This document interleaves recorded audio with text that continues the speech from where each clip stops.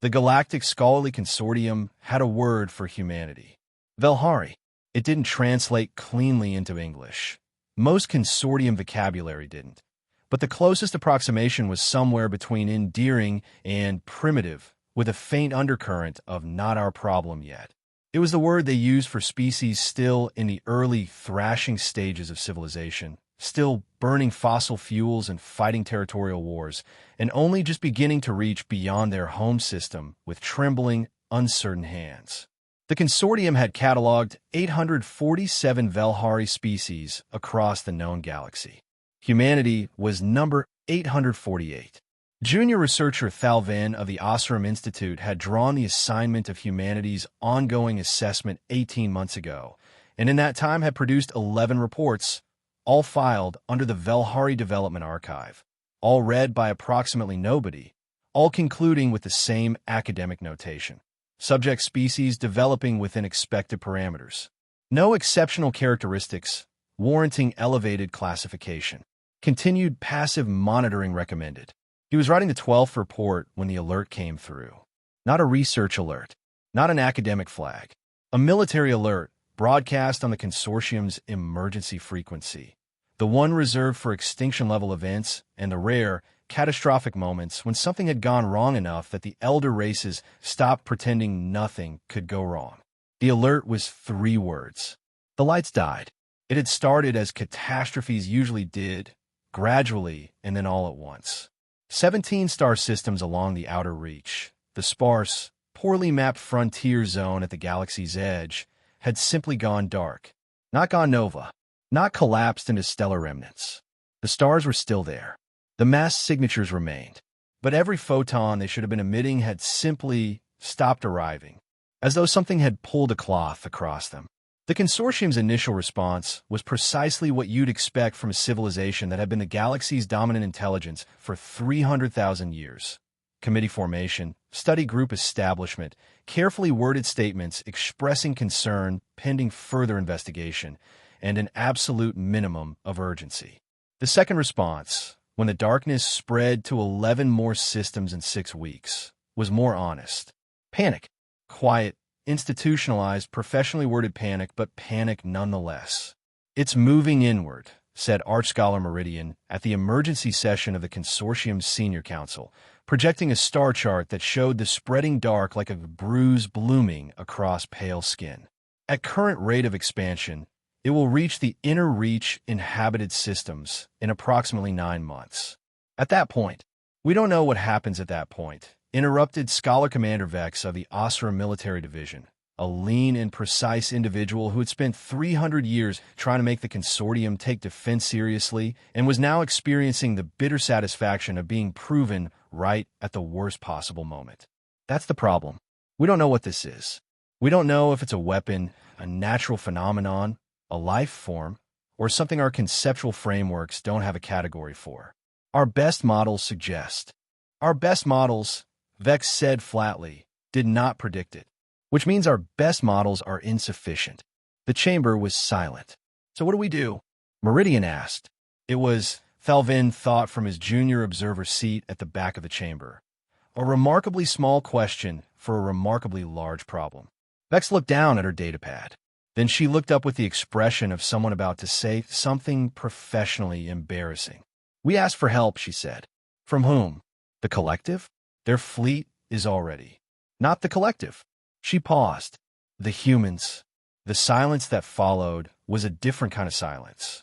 It had a texture to it, a quality somewhere between confusion and offense.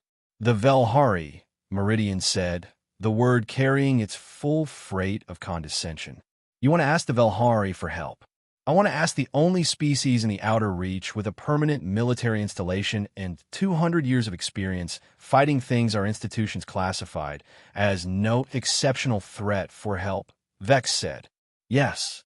Thalvin was assigned to the Human Liaison mission, which told him everything he needed to know about how seriously the Senior Council was taking it. You didn't send your best people to talk to Velhari. You sent your most junior researcher, armed with translation matrices and a diplomatic script written by a committee that had never met a human, and you hoped for the best. He had studied humanity for 18 months and still felt profoundly unprepared for the reality of them. The Outer Reach human installation Ironhold was not what he'd expected. His mental image of a human military station had been built from observation data. Practical, functional, slightly rough around the edges, the engineering equivalent of a tool that had been used hard and repaired often. Solidly constructed. Unpretty. Ironhold was all of those things. It was also somehow warm. The corridors had photographs on the walls. Personal photographs, images of people and places and things that mattered to individual humans, hung in metal frames next to technical schematics and mission briefings, as though whoever had decorated the place had seen no contradiction between professional and personal. Small plants grew in repurposed equipment containers near the viewport stations. Someone had painted a mural in the mess hall, a sweeping, technically accomplished painting of a human cityscape at night, all light and geometry and the suggestion of 10,000 lives being lived simultaneously. Thalvin stood in front of it for longer than he'd intended. "You like it?" said a voice behind him. He turned. The human standing there was broad and weathered, with the particular look of someone who had spent significant time in environments that were trying to kill them and had reached a comfortable accommodation with that fact. Her name, according to his briefing, was Admiral Rena Vasquez. She commanded Ironhold's defense forces and, by extension, humanity's entire military presence in the Outer Reach. She was also, he realized, the same age as some of his junior colleagues' equipment. Barely 60 years old. Practically an infant by Osram standards. "The mural is, yes," he said, through the translation matrix. "I was not expecting art." "Art's practical," she said easily, walking up beside him to look at it. "Keeps people human. Long postings, isolated station, high-stress environment. You need anchors.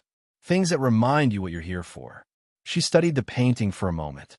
Lieutenant Okafor painted it in his 3rd month here. Took him 6 weeks. Said he was homesick for Lagos. "Lagos," Thalvin repeated, accessing his cultural database. "A coastal city on your southern." "On Earth," she said. "Yeah." She looked at him sideways, with that particular human directness that all his briefings had mentioned, but still managed to be surprising. "You're here about the darkness." "Yes, Admiral. We are. The Consortium is requesting human assistance in." "You're requesting human assistance," she said, "which means you've run out of options, and we're what's left." She didn't say it with bitterness. Just fact. "That's fine. Tell me what you know." What he told her took 3 hours. What she told him took 3 minutes. "We've been watching it for 8 months, she said. Thalvin stopped mid-sentence. "I'm sorry. The darkness. We detected the first anomaly 8 months ago. Deep-range sensors flagged it.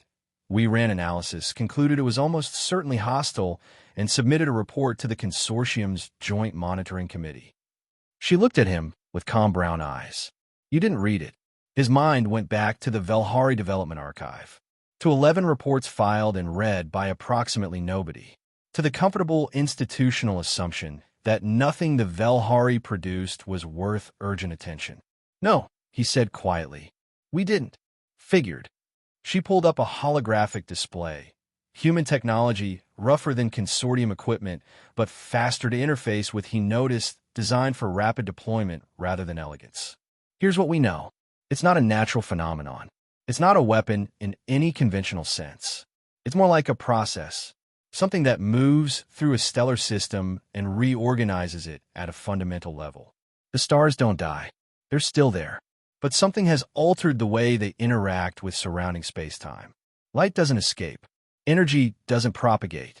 The system becomes a closed system," Thalvin said slowly. "A box," she said. "Yeah, whatever's doing it, it boxes star systems, seals them off, and then it moves to the next one." She paused. "We think the systems are still inhabited, just inaccessible." The weight of that settled over Thalvin like something physical. Inaccessible, not destroyed, sealed. Whatever was inside those 17 systems, whatever civilizations, whatever lives, whatever people had looked up at their skies and watched the light from outside stop arriving, they were still there. Alive, perhaps. Unreachable. Indefinitely. "Can it be reversed?" he managed. "That's what I've had 100 engineers and physicists working on for 7 months, she said. And we think yes. Maybe. With enough power. She met his eyes. More power than we have. More power than you have. But together, he said, together we might have enough. She leaned forward. I need Consortium energy technology. Your deep space manufacturing capacity. Your material sciences division. Because what I'm going to propose will require building something nobody has built before. She paused. I also need your counsel to stop treating this like a committee meeting and start treating it like a war. The Consortium does not. I know what the Consortium does and doesn't do, she said, not unkindly. I know you've had 300,000 years of managing this galaxy from a position of comfortable authority, and nothing has seriously threatened that in living memory. She stood up, and there was something in the way she did it, some quality of physical and moral uprightness, that made Thalvin understand, in a way his 18 months of reports had not prepared him for, that he was looking at something the Consortium's classifications had no adequate category for. That position is over. The question is whether you accept that fast enough to matter. They called it Project Sunrise. The name was human, which annoyed approximately half the Consortium Council, and was accepted anyway, because the humans had done the bulk of the engineering and had earned the right to name it. It was the largest coordinated construction project in recorded galactic history. A network of energy relay stations positioned at precise gravitational points throughout the affected region, designed to generate a resonance field that would, in theory, unpeel the darkness from each sealed system like skin from fruit. In theory. You know this might not work, Thalvin said to Admiral Vasquez on the day the network went online. They were on Ironhold's observation deck, watching the relay stations come to power one by one across the star chart. Most things I've tried in my life might not work, she said. You try anyway. You calculate the best odds you can get, you build the best thing you know how to build, and you find out. She was quiet for a moment. The alternative is not trying. And I've never been very good at that. The network reached full power at 0600 standard. The resonance field activated. And for 11 terrible, silent seconds, nothing happened. Then the first star came back. It didn't happen dramatically. No explosion, no shockwave, no spectacular visual event. The light simply returned, gradually, like dawn arriving over a horizon. The star's photons, freed from whatever had sealed them in, began propagating outward again across the normal geometry of space. Then the second star returned. Then the third. One by one. Across the span of 4 hours, 17 stars resumed shining. On Ironhold's observation deck, nobody spoke for a long time. Thalvin found that he was having difficulty with his vision, in a way that his species didn't experience often, and that the humans standing beside him had the good grace not to mention. You're Lieutenant Okafor, he said finally. The one who painted Lagos. Yeah. I would like to send him a message, if that is permitted. I would like to tell him, he paused, searching for words in a language that wasn't his, for a feeling his species had words for, but rarely used, that his painting was the first human thing that made me understand what humans are. Not what the reports say you are. What you actually are. He looked at the returning stars. You carry home with you everywhere you go. Even here. Even in the dark. You paint the walls of the difficult places because you cannot stop being yourselves, and what you are is another pause, something I do not have the right word for. Vasquez was quiet for a moment. Stubborn, she offered. He almost laughed, a sound that came out strange through his species' vocal apparatus and made her smile. Perhaps, he said, in the most remarkable possible way. The Consortium reclassified humanity 6 weeks later. Not Velhari, not primitive, not endearing. The new classification was Category 1, active partner, which in 300,000 years of Consortium history had been applied to exactly 4 other species, all of them ancient and established, and nothing like the loud, short-lived, art-making, wall-painting, impossible creatures from the third planet of an unremarkable yellow star. Thalvin filed the recommendation himself. In the notes section, where academic notations went, where 11 reports had said no exceptional characteristics warranting elevated classification, he wrote, "The humans are not primitive. They never were. We were simply not paying attention. They carried the light into the dark places and turned it back on, And they did it with photographs on the walls, and a painting of a city they missed, and an admiral who never learned how to stop trying. They're the most Velhari species I have ever studied, and the least Velhari thing I have ever encountered. Pay attention to the humans. When the stars go dark, they are who you call. In Lagos, half a galaxy away, the night sky looked the same as it always had. Lieutenant Okafor stood on a rooftop and looked up at it, not knowing what had happened out there in the dark between stars, not knowing about the light that had been saved, not knowing about an alien researcher who had stood in front of his painting and finally understood. He just looked up, the way humans do, the way humans always have, carrying home in their chests like a second heartbeat, reaching anyway, building fires in the dark, and calling it civilization.